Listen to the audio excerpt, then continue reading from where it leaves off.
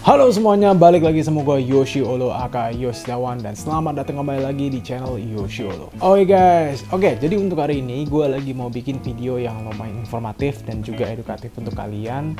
Untuk kalian yang lagi mau mulai berdagang. Nah, konteks berdagang yang gue maksud di video ini adalah menjadi sneaker reseller. Tetapi menurut gue untuk step by step atau tutorial yang bakal gue kasih ke kalian itu bisa diaplikasiin ke bisnis dagang apapun. Mau itu kalian mau jualan jam tangan, mau kalian mau jualan baju, jersey bola, atau apapun itu, ya, intinya sih sama sih, tinggal diubah-ubah dikit lah. Gue pengen bikin video ini bisa dibilang sesimpel dan sesingkat mungkin, so langsung aja kita mulai dari step pertama. Step pertama adalah kalian harus riset. Udah pasti harus ya, riset apa yang kalian mau jual, dan juga kalian juga harus tahu nih apa yang kalian jual. Nggak mungkin dong kalau misalnya kalian menjual tapi kalian nggak tahu nih apa yang kalian jual itu apa gitu kan.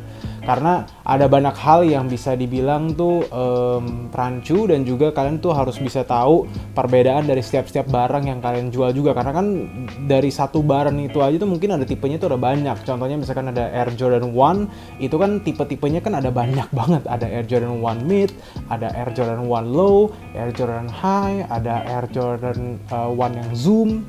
Ya kan, itu benar-benar banyak banget, dan itu pentingnya kalian untuk harus bisa ngeriset produk-produk yang kalian mau jual, dan juga kalian harus mengerti nih yang kalian jual tuh secara historinya tuh gimana, dan juga materialnya tuh apa, ya kan, dan kenapa bisa mahal dan lain-lain gitu-gitu. Nah, contohnya misalkan kalau kalian memang pengen jual sepatu gitu ya, kalian pastinya juga setidaknya kalau kalian mau menggeluti suatu bisnis dagang, setidaknya kalian ada passion di bisnis tersebut gitu ya. Jadi kalau misalkan gue yang memang passionate di jualan sneakers, ya gue mungkin nggak se-passionate itu kalau gue jualan stick golf gitu kan. Jadi kalian harus benar-benar mencari bisnis atau barang yang kalian mau jual tuh sesuai dengan passion kalian gitu ya. Jangan sampai enggak gitu ya, karena pasti nanti kalian nggak enjoy ngejalaninnya. Nah, selain itu kalian juga tentunya harus ngeriset tentang harga-harga ya. Ini paling penting kalau menurut gue sih, karena kalau misalnya kalian bisa mengetahui perbedaan harga, misalkan di sini bisa lebih murah dan di sini lebih mahal, itu bisa kalian jadiin sebagai peluang untuk dapetin margin ya kan. Kalian ambil dari tempat yang memang harganya bisa lebih murah, dan kalian jualan lagi di tempat yang memang orang-orang mau beli di harga yang lebih mahal gitu ya. Contohnya misalkan kalau kita membeli satu sepatu Jordan pada saat zaman dulu ya, di tahun 2017, itu kalau misalkan di Amerika Serikat itu harganya mungkin sekitar 1,8 sampai 2,3 juta rupiah. Sementara di Indonesia, karena masih belum ada banyak retailer seperti sekarang, dulu itu untuk harga Nike Air Jordan yang bisa kalian dapetin di Amerika itu bisa kalian jual dengan harga 2 kali lipat di sini. Nggak cuma untuk Jordan ya guys ya, untuk Adidas, Puma dan lain-lain pun juga sama gitu. Dan yang paling penting untuk di riset itu adalah market demand-nya. Jadi kalian harus tahu nih, apakah barang yang kalian jual ini tuh ada demand-nya atau enggak nih. Nah, contohnya begini. Adidas NMD ya, Adidas NMD itu kalau kalian jual di tahun 2017 itu bener-bener laku banget guys. Semua orang tuh pada mau Adidas NMD karena memang lagi booming, baru dirilis dan memang dipakai sama influencer-influencer yang berpengaruh. Tapi kalau di 2024 gak ada yang mau beli Adidas NMD. Sekarang marketnya sudah berbeda lagi, yang ngetrend juga sudah berbeda lagi, sepatu-sepatu yang populer pun juga sudah bukan NMD lagi, tapi udah berbeda ya. Mungkin kalau sekarang bisa dibilang ada Adidas Samba, ada Nike Dunk, Nike Vomero misalkan, Puma, apapun itu. Jadi marketnya tuh pasti shifting terus, dan kalian harus bisa mengetahui market demand-nya pada saat ini tuh sukanya sepatu apa gitu. Jadi riset ya, ulik itu udah pasti yang paling penting. Kalian harus bisa mengetahui barang yang kalian jual itu apa, harga-harganya berapa, cara ngebedain asli sama KW-nya, itu semua harus kalian pelajari. Yang kedua adalah build connection. Build connection ini dalam artian kalian harus bisa membangun network. Gua sebagai sneaker reseller udah pasti punya beberapa banyak teman-teman yang juga sneaker reseller juga ya kan, yang memang kita selalu ketemu di setiap kali kita ke sneaker event. Nah, ini juga harus kalian aplikasiin ke bisnis-bisnis kalian, yang kalau misalkan kalian udah nggak mau nih jualan sneakers pun, kalian juga harus bisa setidaknya tuh ikut dalam komunitas, yang dimana di dalam komunitas itu passionnya adalah passion barang yang memang lo jual nih. Misalkan lo dari sneakers ini lo udah bosen nih, lo pengen pindah ke jam tangan, ya udah kalian harus join komunitas jam tangan. Kalian cari-cari di Instagram, di Facebook, grup-grup mengenai jam tangan yang memang kalian jual. Misalkan kalian jualan Rolex nih, ya kalian cari komunitas Rolex gitu. Kalau misalkan kalian jual G-Shock, ya kalian cari komunitas G-Shock juga gitu. Dan di saat kalau kalian sudah berada di komunitas tersebut, kalian udah pasti mendapatkan orang-orang yang memiliki interest yang common, ya kepentingan yang common juga, kepentingan yang sama. Dan juga siapa tahu salah satu member dari komunitas tersebut bisa menjadi calon customer lo atau calon supplier lo juga gitu ya. Jadi supplier dalam artian kalian bisa ngambil barang dari dia dan kalian jual lagi untuk dapetin margin ya, atau bisa dapetin customer juga di sana gitu, calon customer. Ya itulah yang namanya udah pasti kalian harus bisa mingle lah gitu ya, harus bisa ngobrol-ngobrol, kalian harus bisa interaktif juga, kalian juga harus bisa berbaur dan juga bersosial lah gitu, kurang lebih seperti itu. Jadi building connection itu penting banget, karena kenapa? Kedepannya koneksi ini yang menjadi salah satu modal terpenting kalian di bisnis kalian yang selanjutnya gitu. Kali aja misalkan ya tiba-tiba nih lo lagi udah ke bisnis yang lain, ya udah bukan stickers lagi, bukan jam tangan lagi, lo udah di bisnis mungkin besi gitu ya, tiba-tiba keinget iya gue ada kenalan dulu dari sneakers, dia juga main besi. Nah itu dia, jadi saling berkesinambungan guys. Jadi paling penting adalah kalian harus bisa kenalan sama banyak orang, agar kalian ya siapa tahu ke depannya orangnya tuh jadi bermanfaat dan lo juga bermanfaat untuk orang tersebut. Terlebihnya lagi dengan kalian memiliki network yang besar, otomatis di saat kalian mau menjual sesuatu, mereka juga pasti bisa kayak, oh yaudah gue bantuin jual, terus lo juga ngebantuin jualin barang-barangnya mereka juga. Jadi bener-bener mutual benefit lah, kurang lebih seperti itu.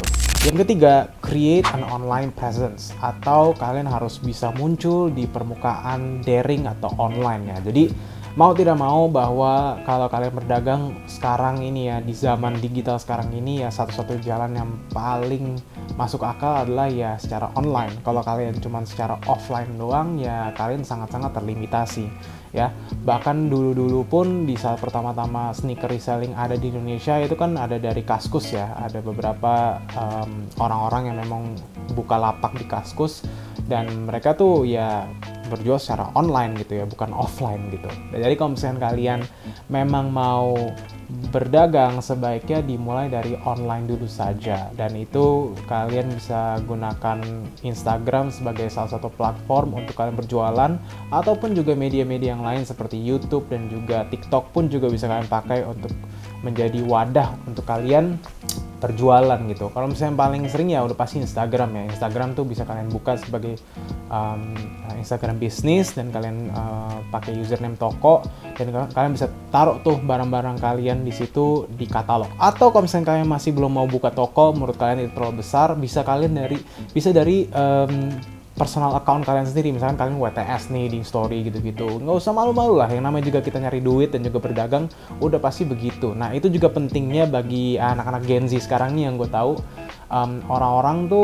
anak-anak Gen Z sekarang ini mereka tuh punya kebiasaan di sosial media tuh cuman pakai display picture warna hitam dan nggak ada post sama sekali, nol. Itu menurut gue sih agak aneh ya, tapi ya mungkin cara orang mengekspresikan dirinya tuh berbeda-beda. Tapi menurut gue di saat kalian bisa berekspresif, di saat kalian memang benar-benar memiliki sesuatu di personal account kalian, otomatis kan orang kan jadi interested untuk bisa melihat account kalian. Dan di saat kalian mau menjual sesuatu, orang-orang mungkin bakal interested untuk membeli karena mereka tuh udah tertarik dengan account kalian duluan di sebelumnya gitu. Jadi menurut gue sih jangan terlalu misterius lah, sebenarnya sih sesimpel kayak gitu.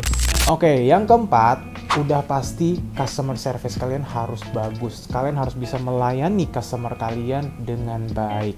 Kenapa? Karena kalau misalkan paling tidak kalau misalkan kalian memberikan customer service yang bagus, paling tidak kalian menaruh peluang untuk customer itu balik lagi ke kalian, karena dia ngerasa, wah ini kalau misalnya gue beli sama Yoshi kayaknya gue ngerasa dihargain banget, gue ngerasa diberikan pelayanan yang bener-bener bagus, gue diajak ngobrol juga, gue diajak diskusi juga terkait let's say barang-barang yang sesuai dengan yang gue suka gitu-gitu. Paling tidak tuh itu guys. Jadi mungkin kalian nggak bakal dapat langsung impactnya langsung gitu ya, nggak bakal langsung dapat impactnya, tetapi setidaknya tuh ada chance yang dimana orang itu bakal balik lagi karena pelayanan kalian yang bagus itu gitu. Jadi kalian harus dasari di saat kalian berdagang itu ibarat kayak itu adalah barang dagang terakhir kalian atau memang itu barang dagang yang paling berharga buat kalian gitu, agar kalian bisa mengetahui nih di saat kalau nanti